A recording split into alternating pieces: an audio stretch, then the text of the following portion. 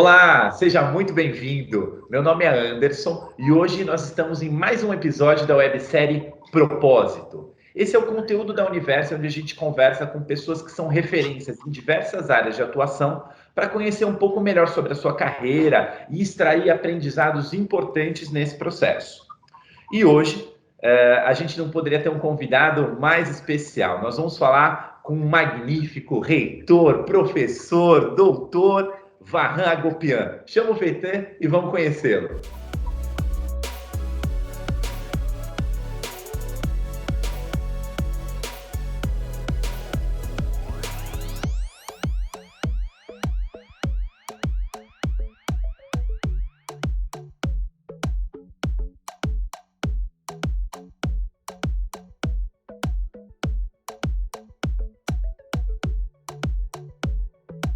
Seja bem-vindo, professor. Olha, nessa websérie a gente conversa com diversas pessoas que são referências na sua área de atuação. E hoje a gente vai falar sobre uma das áreas que eu considero uma das mais importantes para a nossa sociedade, que é a educação. É uma honra enorme aqui falar com o senhor. E eu queria, primeiramente, agradecer pela generosidade, pelo tempo que o senhor está disponibilizando para a gente. Muito obrigado, professor. Anderson, eu agradeço a oportunidade. É sempre bom conversar e, principalmente, passar informações, histórias de vida para os jovens que, nesse momento, têm uma dura tarefa de escolher, de uma certa maneira, encaminhar o seu futuro.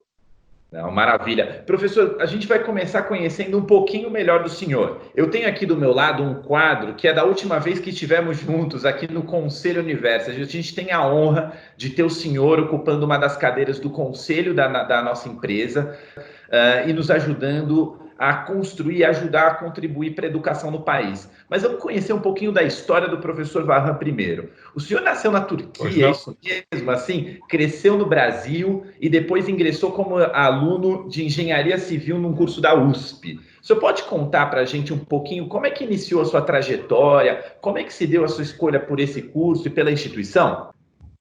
Bem, eu, como filho de imigrante e imigrante, eu estudei em escolas públicas. E naquela época, estou falando do fim da década de 60, era muito comum os jovens terem poucas opções, poucas profissões eram conhecidas.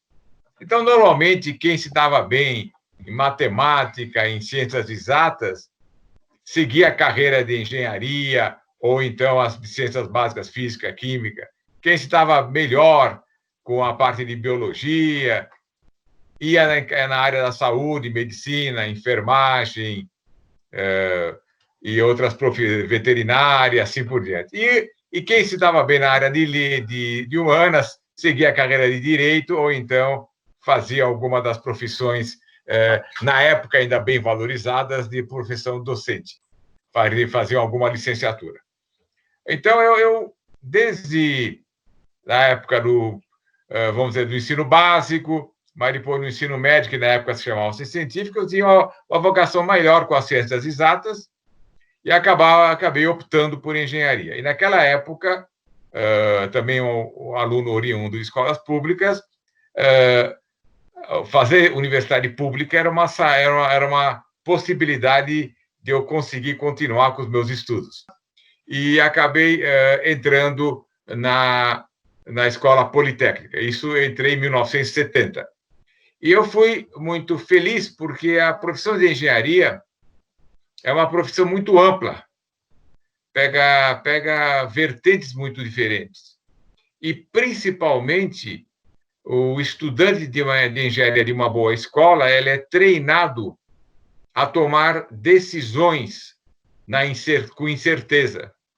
Então, é um profissional que se adequa bem a diversas áreas da sociedade, não exclusivamente na engenharia. É muito comum vermos engenheiros ocupando ocupando cargos na área financeira, por exemplo, na área de gestão, e assim por diante. Então, isso foi uma coisa muito interessante para mim. Eu Agora, confesso que quando eu comecei a engenharia, eu não tinha noção do que era realmente engenharia. Eu não tinha uma informação, eu não tive oportunidade de ter uma preparação, uma discussão, uma orientação profissional, né, dentro da escola, do colégio que eu fiz. E foi uma agradável surpresa. Eu digo que eu me senti muito bem sendo estudante de engenharia e me senti muito bem realizado sendo estudante de engenharia.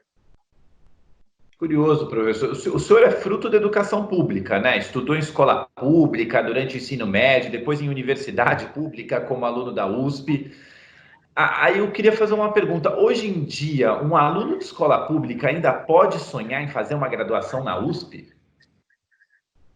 Ah, lógico, o ano que vem, 50% das vagas de ingresso da USP são para alunos oriundos da escola pública.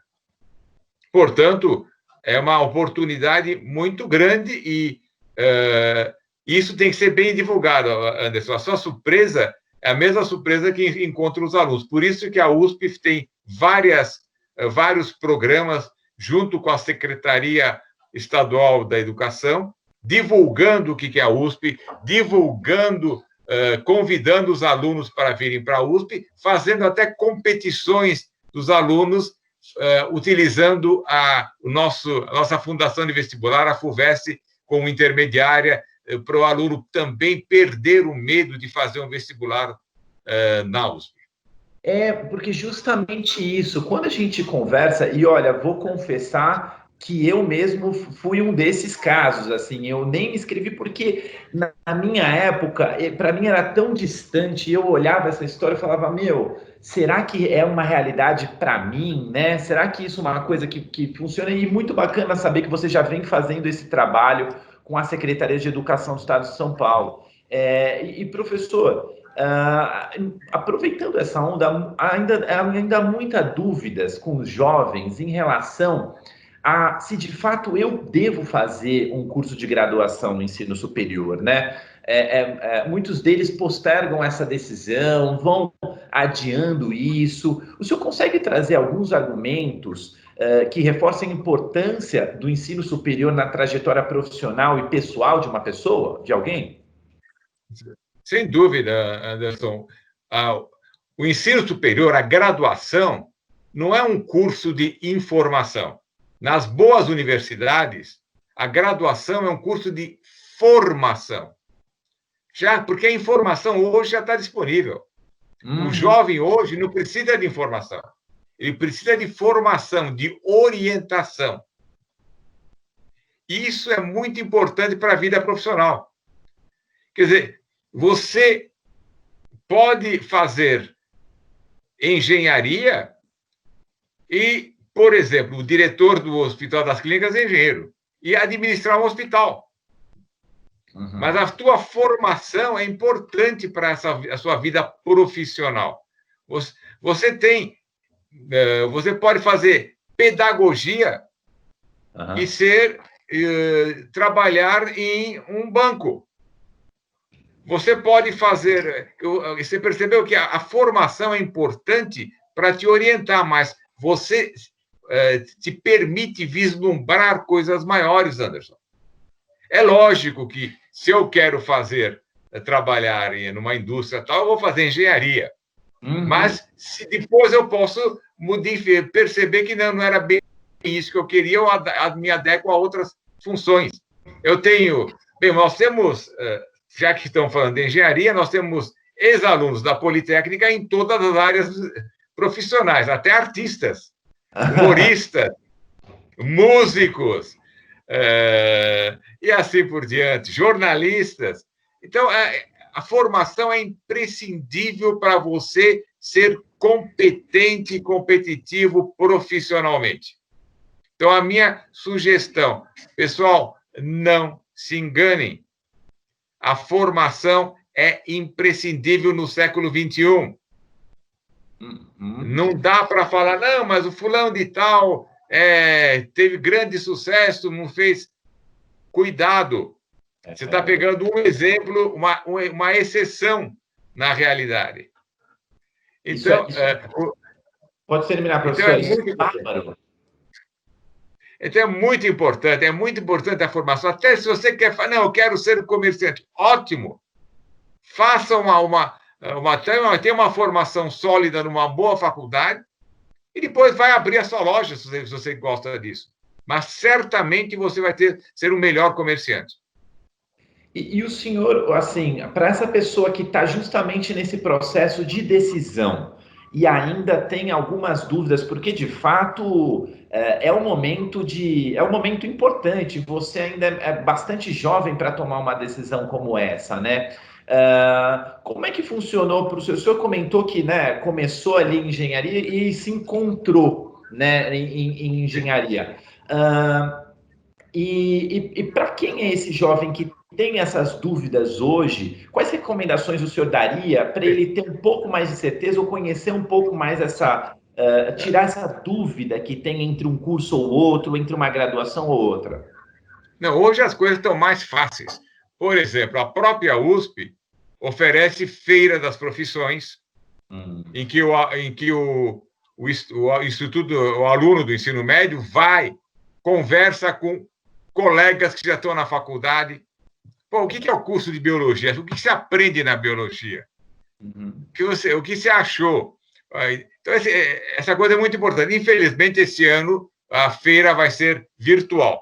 Mas, de novo, nós vamos tentar manter um intercâmbio, porque é muito importante o aluno conversar com alguma pessoa um pouco da idade próxima e saber do que está acontecendo e o que ele está colocando. Além disso, há visitas monitoradas, quer dizer, eu quero fazer arquitetura, costuma haver umas visitas monitoradas, ele conhece não apenas o prédio, mas conhece o que o aluno de arquitetura estuda, e assim por diante. Então, as universidades, não somente a USP, mas as outras estaduais, as privadas, oferecem essa oportunidade, coisa que no meu tempo não tinha. Então, você visita a universidade ou então vai numa feira que você tem todas as possíveis profissões e vai dialogando, vai conversando, não somente com professores, mas com colegas, futuros colegas. Isso claro. É muito bom. Isso é muito bom você ver um outro rapaz com 2 ou 3 anos mais velho que você, falando, olha, eu estou fazendo jornalismo, e jornalismo não é só ficar entrevistando, eu tenho que fazer isso, tenho que aprender aquilo. Então, ele já vai contando como é que é a profissão. Isso é muito importante nos dias de hoje. Acho que de fato, já tem acesso, né? Falta buscar, às vezes, procurar, ter mais informação, buscar um pouco isso. E falando, talvez, professor, já para uma carreira mais acadêmica, porque hoje o tema é a gente falar de educação e para aqueles jovens que eventualmente buscam uma carreira mais acadêmica, ou de pesquisador, ou eventualmente como professor. Tem psicologia ou pedagogia são as mais tradicionais, mas hoje existe uma formação mínima para quem pretende buscar essa carreira?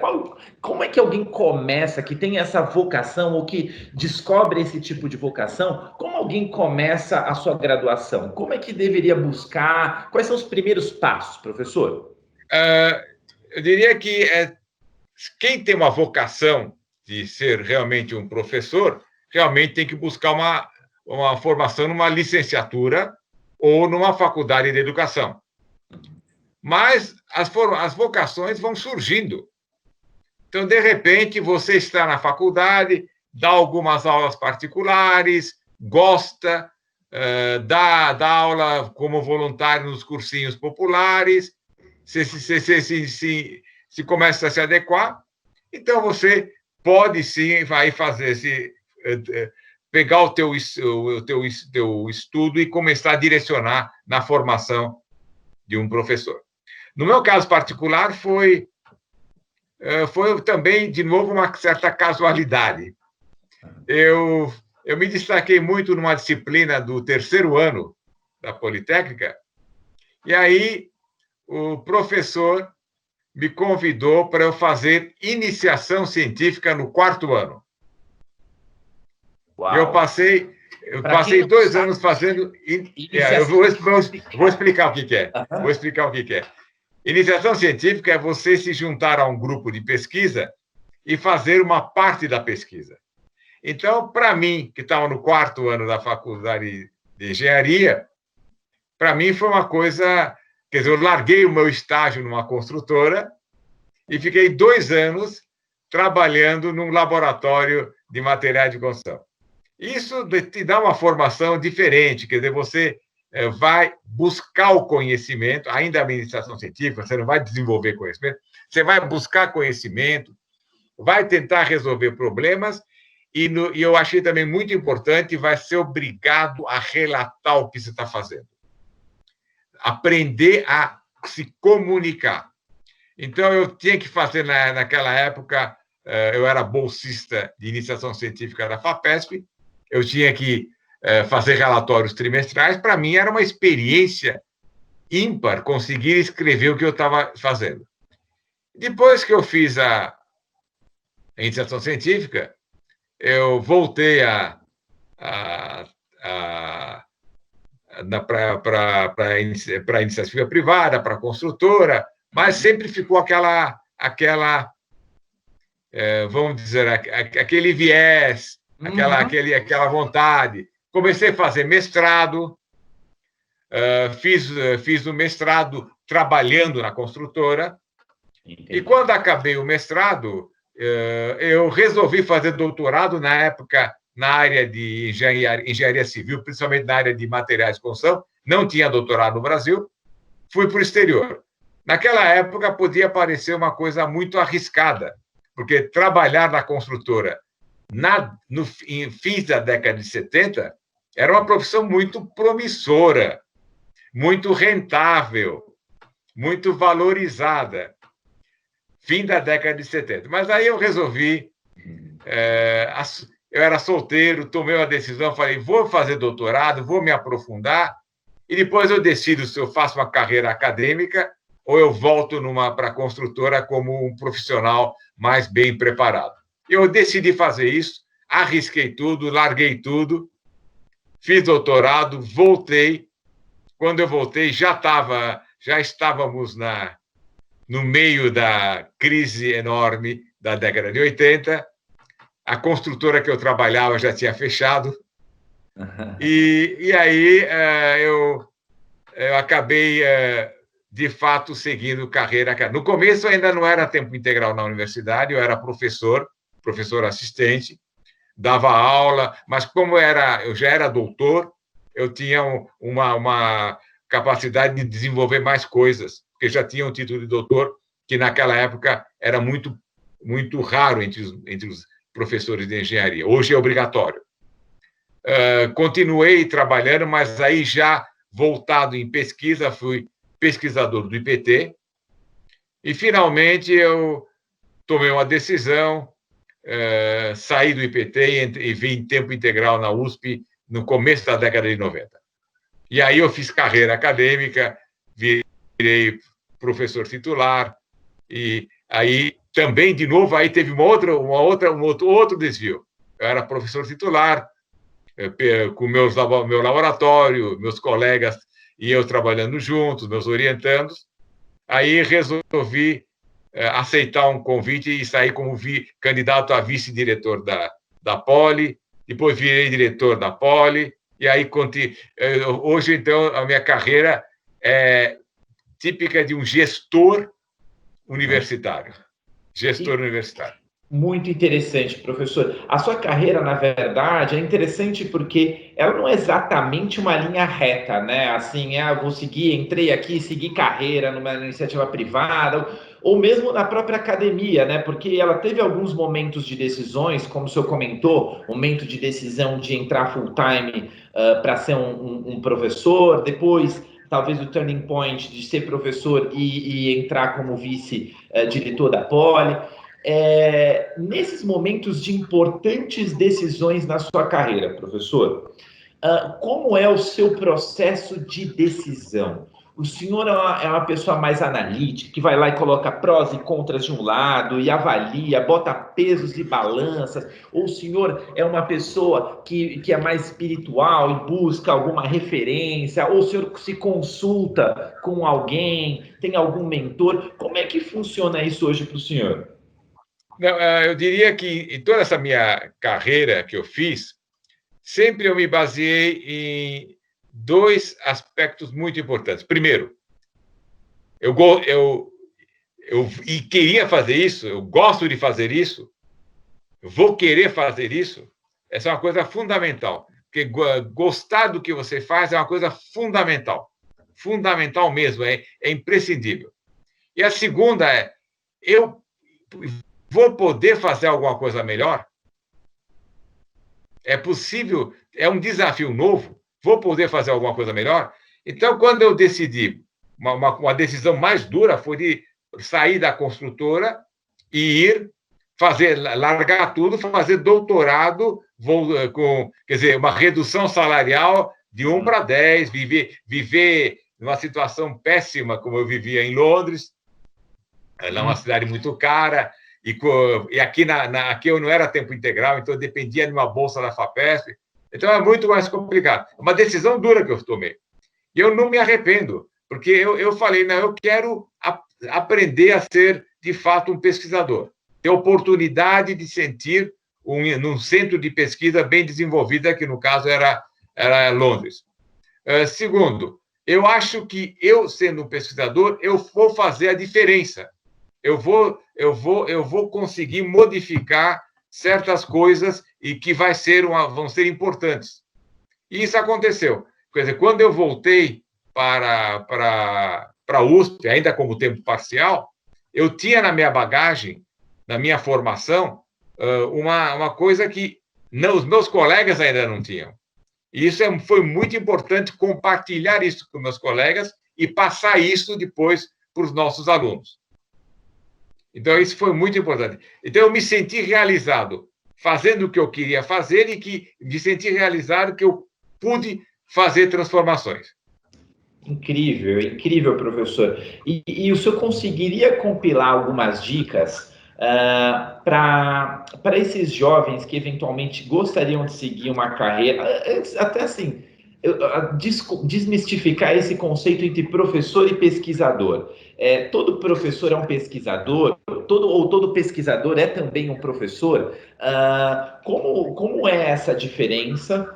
E um jovem hoje que quer seguir uma carreira acadêmica nesta linha, professor, quais dicas o senhor traria para ele como primeiros passos a serem seguidos? Então, nas universidades de pesquisa, que é o caso da USP, o professor é pesquisador. Porque nas universidades de pesquisa, o diferencial é oferecer o ensino num ambiente de pesquisa. O aluno, às vezes, nem percebe. Depois, ao exercer a profissão, vai começar a perceber, puxa vida, de fato, como eu estava tendo abordagens que depois ficaram mais universais. E é verdade, quando eu trabalhei na construtora, eu trabalhei também em escritório de projeto, como engenheiro, eu falava, poxa, essas coisas eu já aprendi na escola. Essas coisas que estão dizendo que são novidades.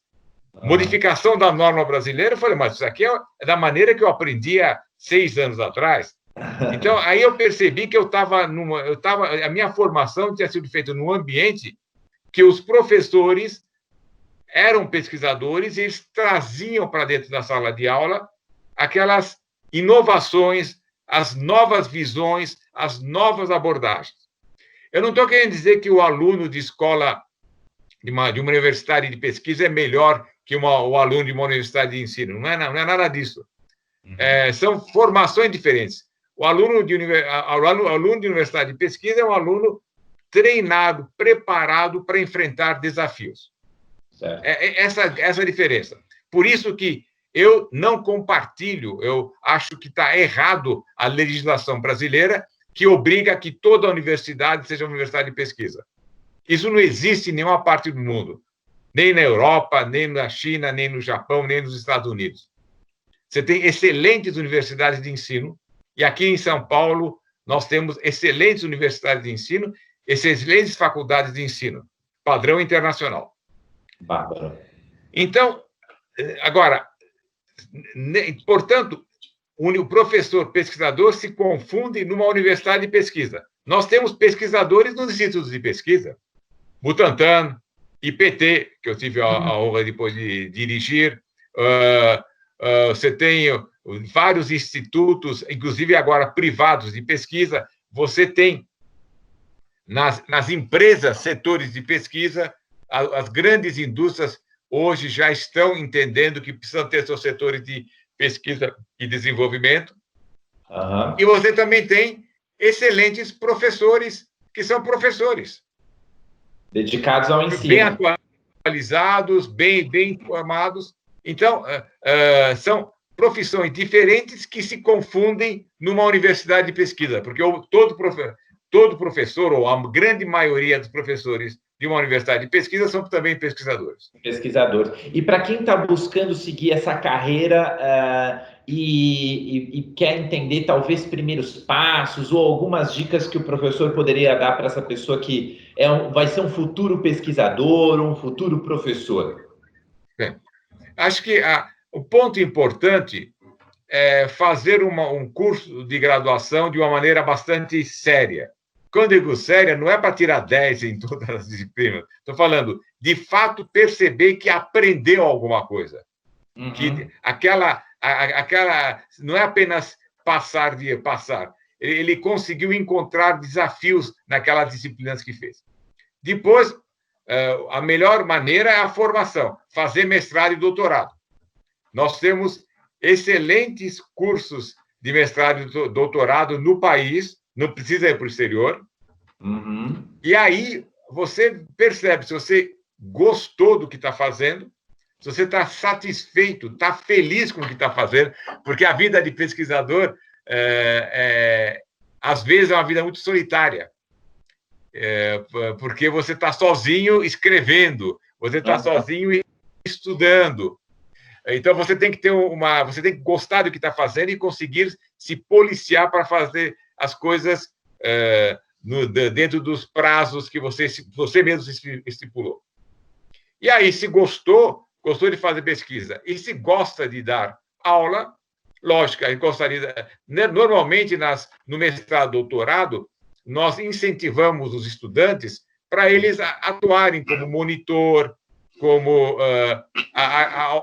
auxiliar de professores nos cursos de graduação. Se os jovens ou a jovem se entusiasmar com isso, é uma beleza, pode continuar e presta o concurso numa das vagas das universidades, sejam públicas ou sejam privadas, aí une as duas coisas. Se existem habilidades que são necessárias para essa profissão? De pesquisador? E, professor, se o senhor poderia trazer, assim, quais são as habilidades, as competências que um profissional precisa desenvolver para se destacar nesse mercado?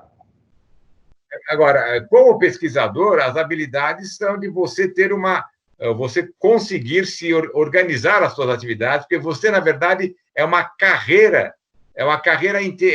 maravilhosa, mas depende muito de você. Entendo. Você que dosa a carreira. Eu não sei se eu estou me explicando muito bem, mas depende do seu entusiasmo, da sua força de vontade e da sua facilidade de analisar certos fatores, a sua carreira depende. E isso é muito importante para você ser um pesquisador que possa produzir bem, os resultados das suas pesquisas têm repercussão, são bem aceitas, podem virar depois patentes, podem colaborar e ser utilizados por outros colegas para avançar citando o seu nome. Então, isso é muito importante. E para ser docente, é fundamental você gostar de dar aula, você gostar de transmitir o conhecimento. É fundamental. Fundamental. Então, isso é condição sine qua non. Porque, às vezes, nós temos pesquisadores excelentes que não gostam de ser professores e eles ficam nos institutos de pesquisa. Entendi. E dedicado somente... Mas normalmente, desculpe, Anderson, mas normalmente, eu te cortei, né? Mas normalmente, quem é um bom pesquisador tem prazer de transmitir esse conhecimento para os outros. É quase natural. Eu vejo os meus colegas do IPT, Butantan, IPEM, todos eles fazem questão de, pelo menos, darem aulas de pós-graduação, transmitir o que estão sabendo. Professor, a conversa está incrível, mas a gente está chegando nos nossos momentos finais. E aqui eu queria saber do senhor o seguinte: qual conselho, se eu pudesse dar, para esse jovem que está começando agora essa carreira, quer ser um acadêmico com destaque, com reconhecimento que o senhor conquistou na sua carreira? Quais são os conselhos que o senhor poderia dar para esse futuro professor, para esse futuro pesquisador que almeja alcançar o sucesso e ter a competência que o professor Varran tem e que exerce na sua carreira? Bem, eu acho que esse conselho vale para qualquer coisa, não é só para a carreira de pesquisador, de professor. Faça o que você fizer muito bem feito. Isso eu acho que é o conselho básico. O que você fizer, faça bem feito.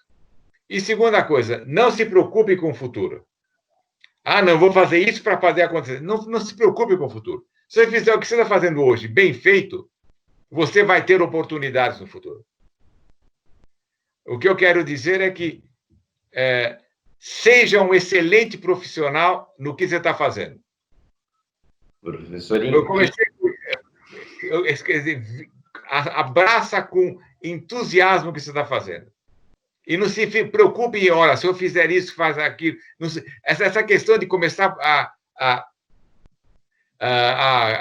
tentar desenhar o futuro e assim, não, eu vou fazer assim, não vou trabalhar com fulano, porque aquele fulano não consigo isso, vou trabalhar com Beltrano, não, eu vou trabalhar na tal área que vou conseguir ter mais repercussão. Não, faça o que você gosta, faça bem feito, que as oportunidades virão para você. Que incrível, professor, incrível. É fazer com amor, é com paixão. E assim, para fechar, já que estamos falando de amor, de paixão, de propósito, qual é o propósito do professor Varran?